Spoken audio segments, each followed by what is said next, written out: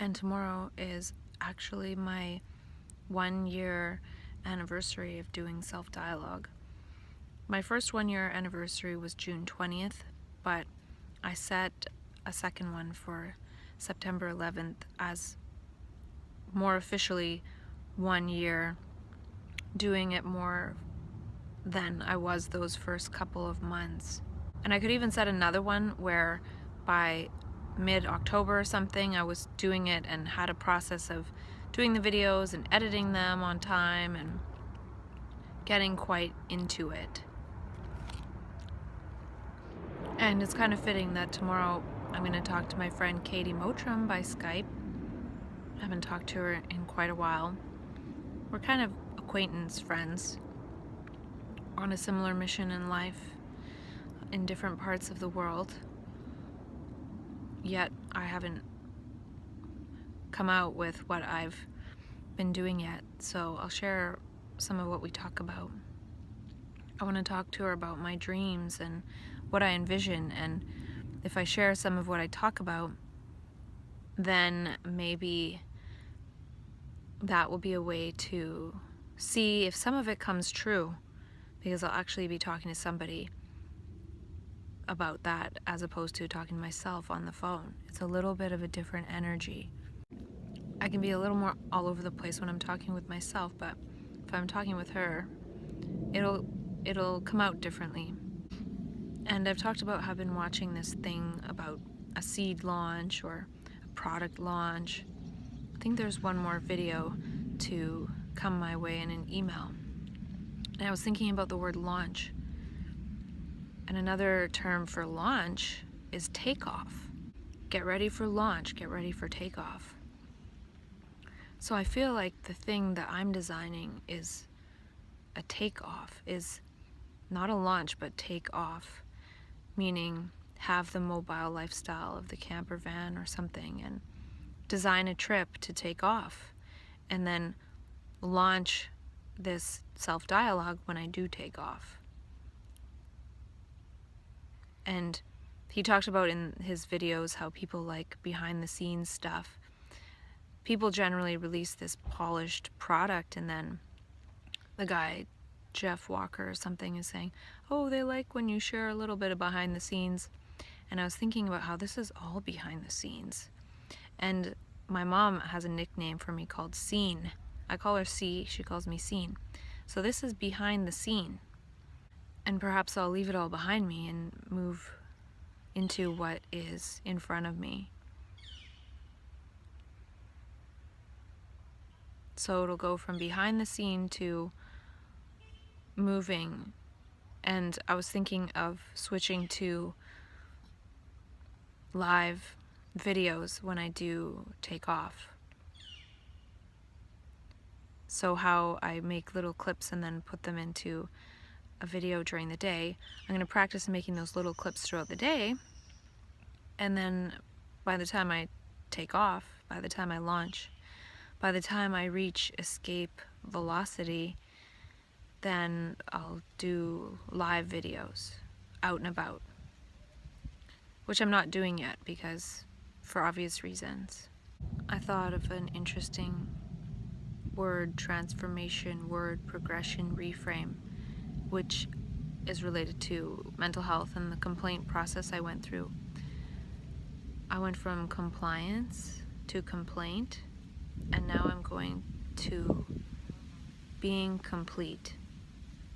Being complete with this whole saga. From compliance to complaint to complete. I was thinking about how Krishnamurti talks about the crisis in human consciousness and how it's all one consciousness, so it's not separate.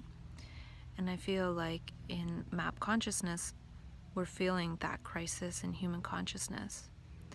We go into a space of a totally different way of living in so-called mania, and then fall back into feeling the crisis in human consciousness. And I was thinking about something I learned in CPR, which was the brain, liver, and heart are very specialized cells, and the more specialized the cells, the faster they die when there's no oxygen. So the brain, liver, and heart cells start to die within 4 to 6 minutes without oxygen. And I was thinking about how Krishnamurti talks about a mutation in the brain. Can the brain cells mutate? And I was picturing, and I don't know if this is true, but I was picturing the brain cells related to the ego, me, self dying as part of that mutation. And as those brain cells are dying, because oxygen's no longer going to feed the ego, and nutrients are being withdrawn from that, the brain's mutating and it feels like we're dying. And then we panic or have so-called psychosis and start to project images about scary things that are happening to us because the brain is dying to that. And also we're experiencing those elements of the crisis in consciousness. And Krishnamurti says it's one brain, one human brain, not my brain and your brain. So in that way we can feel like we're experiencing anything that is stored in the total human brain throughout the collective, through all of human history. And then the space of a totally different way of living, which is similar to so-called mania, is the potential and the possibility of living in the one human consciousness in the creative state, not referencing the past crisis. So can we move beyond that crisis in consciousness into a totally different way of living? And I thought that was a good reframe to have in my own context, because it could be possible that my brain will again experience a death or pruning of certain things, but it's withdrawing the nutrients and the oxygen from that area of the brain related to the self. And the self continually needs to die again and again. The brain is trying to free itself from that consciousness, from that crisis in consciousness. And that part of the brain, those brain cells that hold those memories, that hold all of that energy, need to die. And I was thinking about how it feels like to be in that state. It's adrenaline and fight or flight feeling and fear as those brain cells are dying. And I also realized too that the AED, that automated defibrillator device, when it shocks a person's heart, the heart is in a quivering state and it shocks the person's heart, so then the heart stops temporarily and then resets. And I think there's something that happens too when this brain cell death, this self-death, this crisis in consciousness dying, when that happens in the brain, there's a death and then it stops, but then something else blooms after that death. So it's scary. But it has to all die and go offline in order for that flowering afterwards to happen. The flowering of something new, of getting into a different rhythm. And I feel like this could be designed into the human brain. The brain, when it's traumatized enough, it has had enough of the self. So then one is in this fight or flight adrenaline state, which then triggers this ego death, which feels like death. It feels like panic. It's scary. But that whole structure needs to die, because otherwise the trauma, if it keeps going, the personal trauma of the self, then it will likely destroy the individual organism. So I feel like it's actually a safety mechanism of some kind. And another thing that interested me from the CPR course was that the instructor said that when a person is in a physical emergency, you might know this person very well, but they're in a physical emergency, maybe they were hit by a car or something, all of a sudden they're swearing, swinging their arms, yelling, and nobody thinks, oh, this person has a mental illness. They think, oh, obviously they were hit by a car and they're in pain, and so that's why they're acting different. And I feel like how that relates to so-called mental illness is that our psyche gets hit with the energy of the universe. It's like a car accident that we can't see. And then all of a sudden that person that you know really well might be swearing and swinging their arms and trying to beat people up and afraid, because it's the same kind of thing as a person physically being hit by a car. One is really hit by this energy of the universe, and then it moves them into this space of crisis where we almost feel like we're being physically harmed, and we definitely feel like we've been psychologically harmed. Just like somebody who is in a physical accident can be psychologically traumatized after their body has healed. So it can happen the opposite way as well. Yet when we get hit by this invisible car of the universe, then one is thought to have this permanent mental illness and need to be medicated accordingly. I just thought it was interesting how in a physical emergency people aren't blamed or thought strange when they're swearing and maybe trying to hit somebody if they're trying to help them. The same thing happens in a mental health crisis, but then it's attributed to some kind of permanent defect. I don't think that's true. And I found an interesting bit in the St. John's Ambulance First Aid reference guide that I had to do some pre-reading for my first aid class. And what's so interesting about it is how it talks about injury and energy, and how injuries result from too much energy being applied to the body. A burn is too much thermal energy.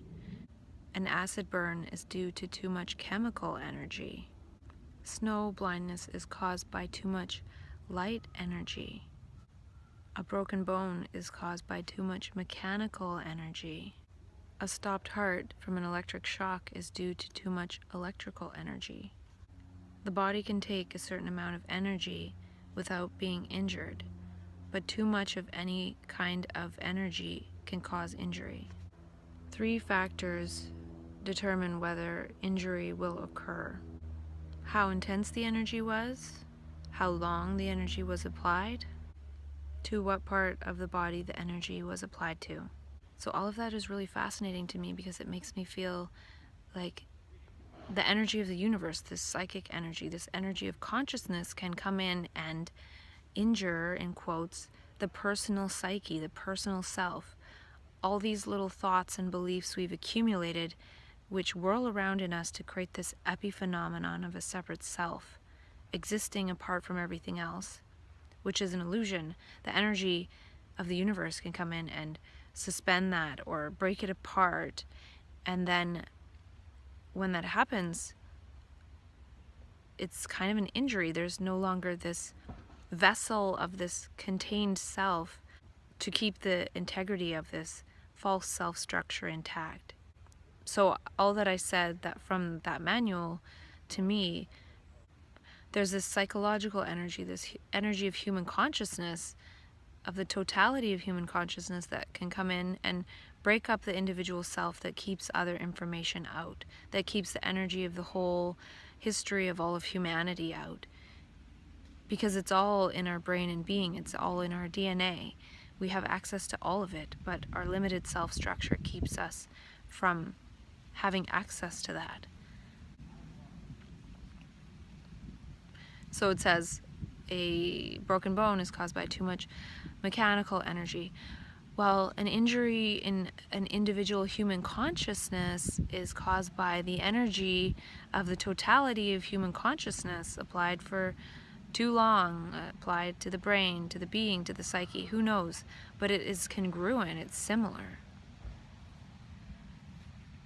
So I found that wording in the first aid manual really fascinating. And I signed up to be a Muse ambassador, and that means that if you use my link, you get 15% off when you buy a Muse headband. And I hope you're not offended by me putting that in the description, and it's just a little experiment. I'm partly trying to experiment with designing in recommending things that I truly use and truly resonate, because as more people in our neurotribe start to access their gifts and create and design their life, perhaps sharing some of the tools in an integrated and integrous way along the way could be part of the design of one's life. So if I'm living a mobile, manic, self-creative, creative moment by moment life, and I have 10 products that I use and recommend that I can give someone a link to on the spot and they can buy, if I'm using it and they see that, then it's sharing energy. Instead of being a business person with a 9-to-5 job selling one thing, one could share 10 products that one really resonates with, but share it in daily life in a naturally unfolding way. That would be really cool. And there's a lot of elements out there for that now, like having a square reader or something and being able to sell something on the spot. I want to be able to live like that, live in a creative way and share those ways. There's a few things that I really resonate with, like this love tuner, the Muse headband, the Coherence app, and the chest strap, and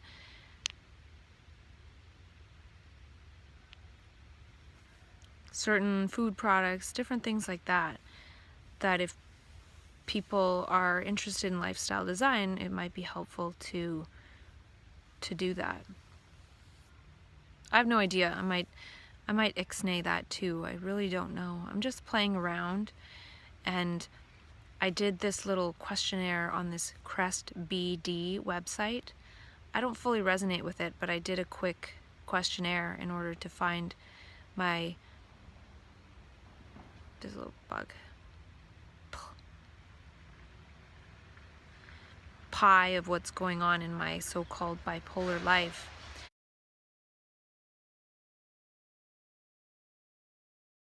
And I rated everything good, nearly at the top, 16 out of 20, which was pretty much, there's only one level above that I chose, and mainly because things can always have some form of improvement. But the one that wasn't 16 out of 20, the one that was 11 out of 20 is finances. And so I feel like if I can create an integrated way to be financially abundant as part of this learning process in the coming months, then that would be really cool, because that will help other people like me figure out a way to design that into their life. Especially because a lot of times we're called non-functional because we can't work 9 to 5 and be robots and drones, but we might be able to live creatively and then share our gifts, and also share the gifts of what other people have helped us with by virtue of the gifts they've created, like great products. And I had this extra energy yesterday, and I thought maybe it was attributed to taking the haritaki powder, and that stuff really does taste nasty. And when I realized that that could have been one of the reasons, I took it again last night, and it's gross, but I've taken it 2 nights in a row now, and I want to see what happens. It's supposed to cleanse the pineal gland.